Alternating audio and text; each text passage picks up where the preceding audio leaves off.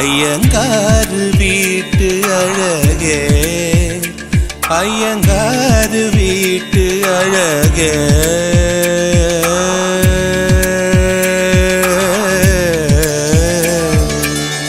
உன் போலழகி பிறக்கவும் இல்லை, இனிமேல் பிறந்தால் அது நம் பிள்ளை.